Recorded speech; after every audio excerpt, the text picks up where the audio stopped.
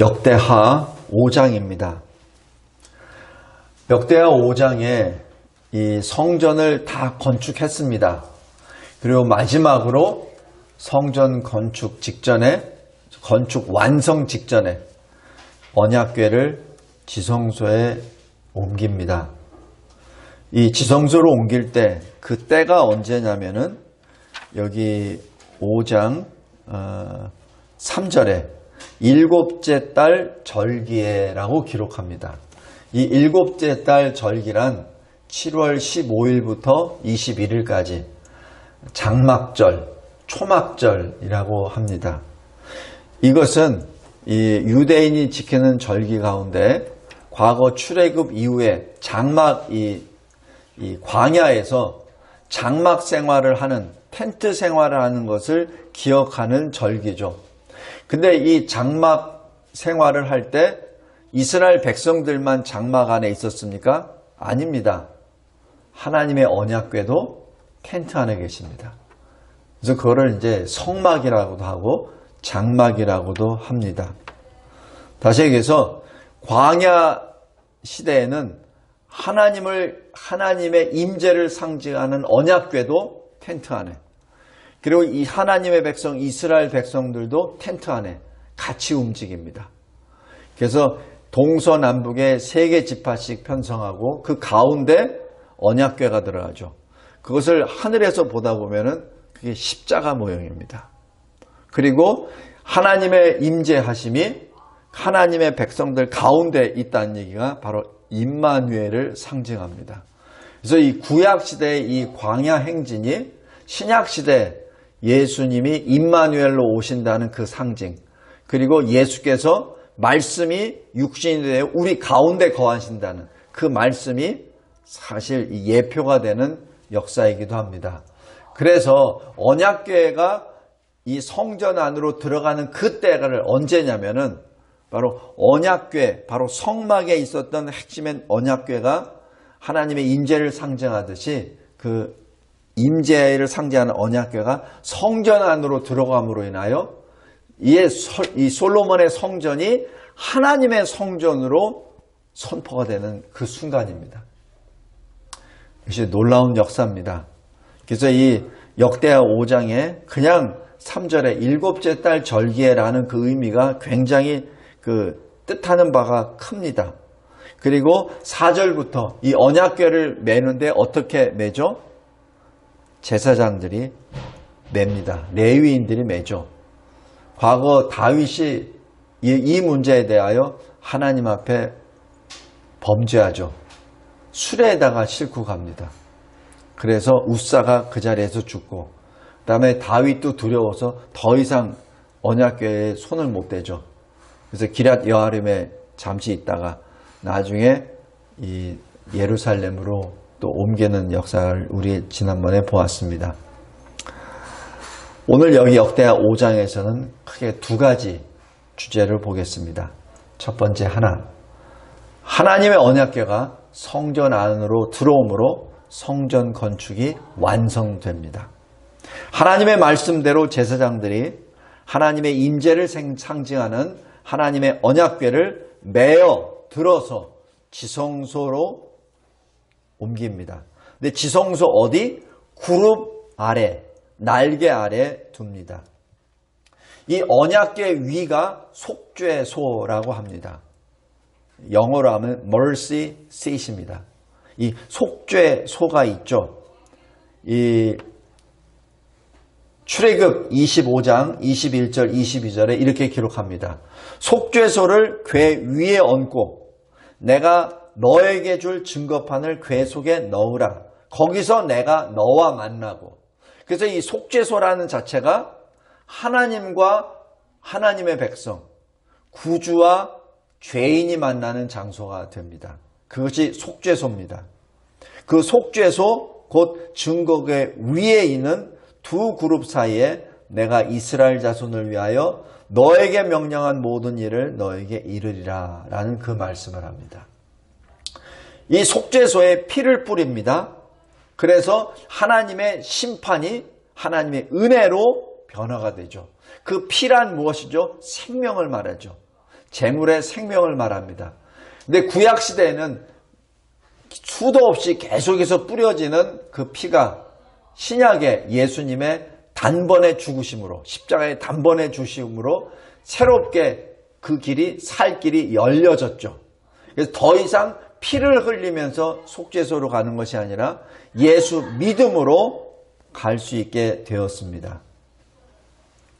그래서 히브리서 10장 19절에서 22절까지 새로운 살길, 바로 믿음으로 하나님께 나아갈 수 있게 되었습니다.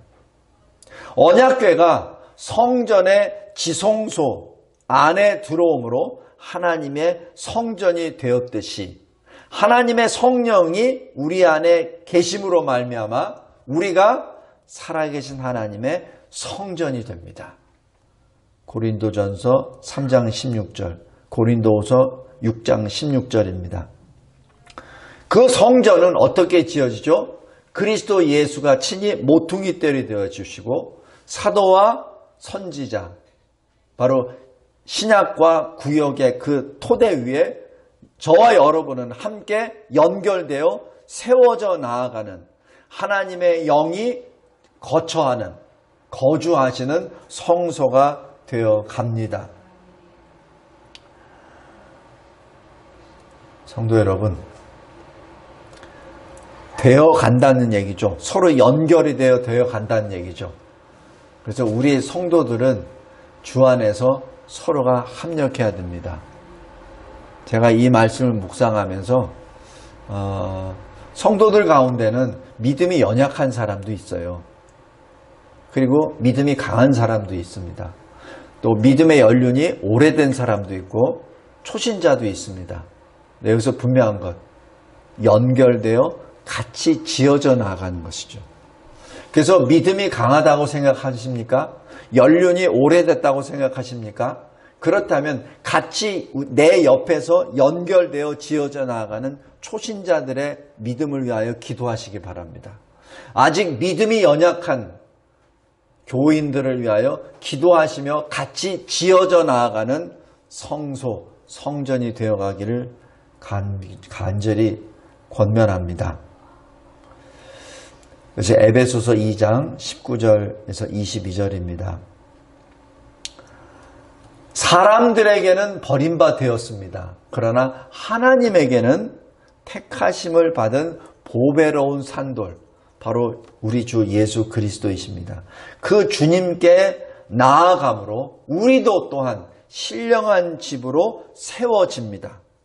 베드로전서 2장 4절 5절입니다.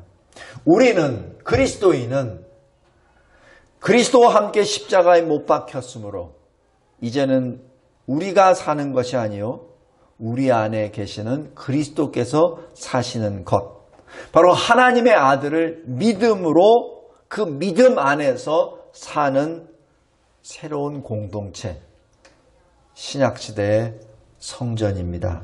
갈라디아서 2장 20절입니다. 오늘 여기 성전 건축을 완성하는 마지막 마침표를 찍는 것이 언약궤를 지성소에 드리는 것입니다. 우리는 바로 그 마침표를 성령의 역사로 말미암아 우리가 받은 자들입니다. 두 번째, 하나님의 영광이 성전에 가득합니다. 11절부터 14절입니다. 광야에서 모세가 하나님의 명령대로 성막을 짓죠. 그랬을 때 성막의 건축이 끝날 때 출애굽 40장에 어떻게 되죠? 구름이 회막을 덮습니다. 그리고 여호와의 영광이 성막에 충만한다. 그렇게 기록을 합니다. 똑같은 역사가 지금 이 성전 건축 완성의 그 표인 언약궤를 드리고, 그리고 어떻게 하죠? 12절 잘 보십시오. 아삽, 헤만, 여두둔, 요즘으로 하면 찬양대원들입니다. 찬양대가 찬양을 합니다. 악기로 찬양하고 목소리로 찬양을 하죠. 그것이 13절입니다. 그 주제가 뭐죠? 하나님은 선하시도다. 하나님은 자비하시다. 그것이 영원하도다. 그죠? 여기서 자비로 번역되어 있는 이 말씀의 원래 원어는 바로 헤세드입니다. 하나님의 언약 사랑입니다. 선하다는 것은 무엇이죠? 우리 창세기 1장에 하나님이 보시기에 좋았더라라는 토부입니다. 그래서 지금 이 찬양대가 지금 찬양하는 것은 하나님의 말씀을 그대로 따옴표 움직입니다. 창조 역사에서 하나님이 선포하셨던 토부, 좋다. 그 다음에 하나님이 자기 백성들을 구원하시기 위하여 미리 언약하신 그 언약 사랑, 헤세드, 바로 두 단어입니다. 그 두 단어를 가지고 하나님을 찬송합니다. 토브, 헤세드. 그 얘기입니다. 이것이 이제 번역이 되다 보니까 선하다, 선하시다, 자비하심이 영원하다 이렇게 표현하는데 지금 구약의 말을 그대로 하나님의 말씀을 그대로 씁니다. 그대로. 그래서 제가 여러분에게 이 원어로 제가 설명을 드린 이유가 거기 있어요. 번역이 되면 이게 약간 좀 이게 뉘앙스가 선하다, 자비하다는 얘기는 자비는 뭐죠? 불교적인 뉘앙스가 들어가죠. 선하다는 얘기는 유교적인 아니면 도교적인 이 개념이 들어가 버립니다. 그거와 전혀 다른 모습이에요. 유교나 도교나 불교에서 말하는 그 자비나 선은 인본주의적인 것입니다. 인간, 내가 중심이 돼서 어떤 걸 하는 거죠. 그러나 성경에서 나오는 그 토브, 좋다, 선하다는 얘기는 하나님으로부터 나온 겁니다. 그다음에 헤세드, 언약 사랑도 마찬가지 하나님으로부터 나온 겁니다. 사람으로부터 나온 게 아니에요. 그게 아주 천지차이입니다. 그래서 제가 말씀드립니다. 찬양대가 무엇을 찬양하죠? 하나님의 입에서 나온 말씀을 찬송합니다. 하나님이 직접 행하시는 그 말씀을 찬송합니다. 토브, 헤세드. 그러자 어떻게 되죠? 구름이 덮습니다. 하나님의 영광이 나타납니다. 그래서 14절 제사장들이 감히 서서 섬기지 못하였다라고 기록합니다. 이것이 하나님의 영광입니다. 말씀을 맺겠습니다. 지금 이 역대기를 기록한 사람은 70년 바벨론 포로에서 지금 귀환한 사람입니다. 그 귀환한 사람이 예루살렘에 도착하니 70년 전에 허물어졌던 성전은 그대로 허물어져 있고 성벽도 그대로 허물어진 상태입니다. 지금 이 역대기를 기록하는 하나님의 사람은 어떤 심정으로 이것을 기록하였습니까? 솔로몬이 건축을 했습니다. 이것이 주안이 아닙니다. 하나님의 말씀대로 성전을 건축하고 마지막 마침표 언약궤가 들어오자 하나님의 영이 그 모든 것을 기쁨으로 받으셨고 그리고 그 성령의 충만함이 성전에 가득했습니다. 그러니 어떻게 되죠? 우리가 다시 성전을 재건합시다. 지금 초점이 거기에 있는 겁니다.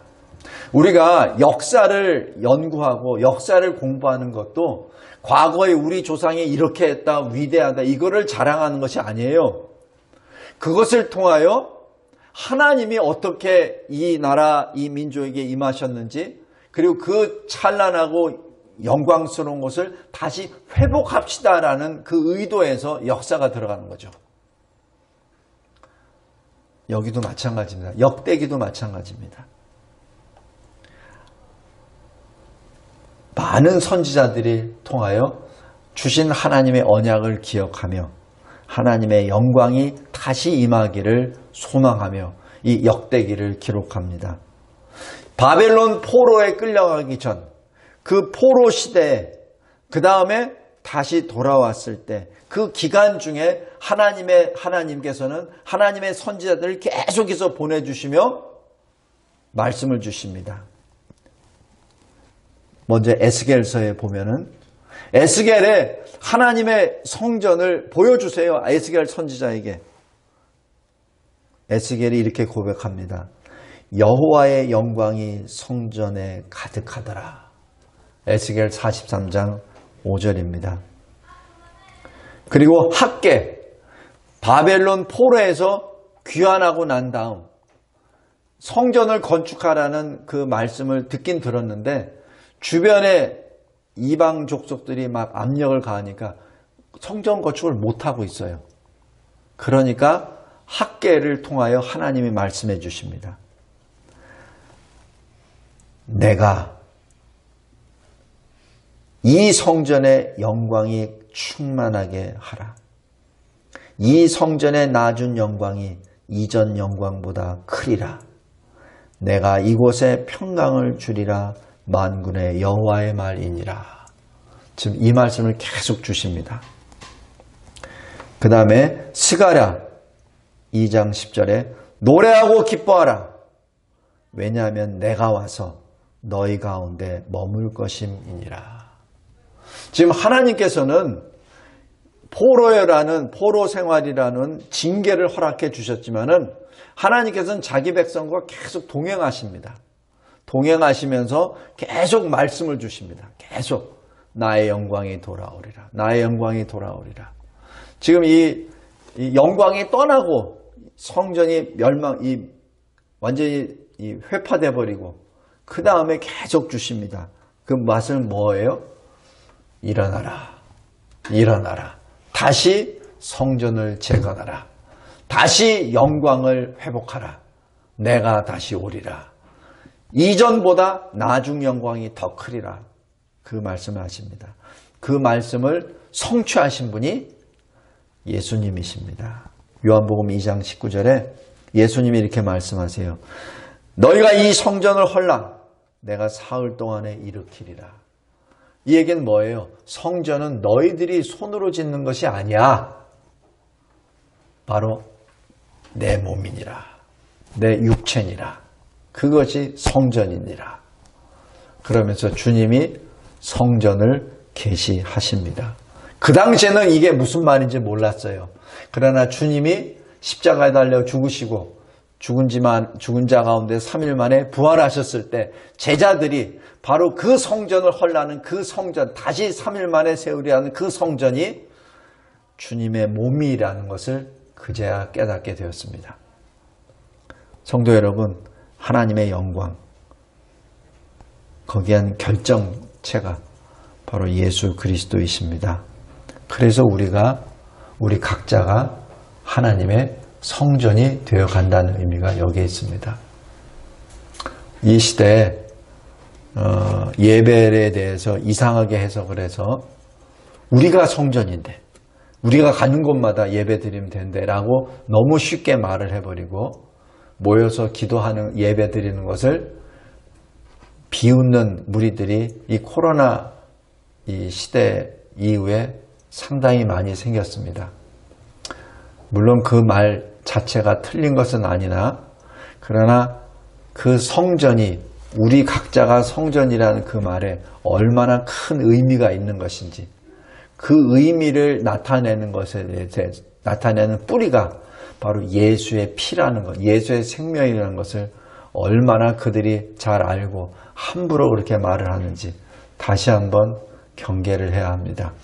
성도 여러분, 오늘 이 솔로몬 성전이 하나님의 성전이 된 그 순간은 언약궤, 바로 하나님의 속죄소가 지성소에 임했을 때, 그리고 이 모든 것을 하나님 앞에 노래하고 선하신 하나님, 그리고 하나님의 언약 사랑을 이루시는 하나님을 찬송할 때, 그 하나님의 영원하심을, 무한하심을 찬송할 때 하나님의 영광이 임했다는 그 사실을 다시 한번 기억하고 우리들의 삶 자체가 하나님의 영광이 임하고 그 영광을 선포하는, 그리하여 나의 인간적인 모습이 나를 주장하지 못하도록, 지금 여기 제사장들이 그 구름으로 말미암아 서서 섬기지 못한다고 했죠. 마찬가지입니다. 하나님의 성령이 나에게 임하심으로 말미암아 내 안에 있는 인간적인 것이 감히 머리를 못 들도록, 나의 인간적인 연약과 부족이 감히 머리를 들어서 하나님의 성령의 역사를 방해하지 못하도록 하나님의 성령의 충만함을 입고 하나님의 거룩을 나타내는 참된 성전, 참된 교회, 참된 성도들의 우리들의 삶이 되시기를 주님의 이름으로 기도합니다. 감사하고 감사합니다. 하나님께서 저희에게 주시는 이 역대하 5장을 통하여 우리들의 믿음, 소망, 사랑 다시 한번 생각하게 하게 해주시고 주님의 거룩한 성전으로 하나님의 영광 나타내는 우리의 여러가 되게 하옵소서. 예수 그리스도의 이름으로 기도드리옵나이다. 아멘.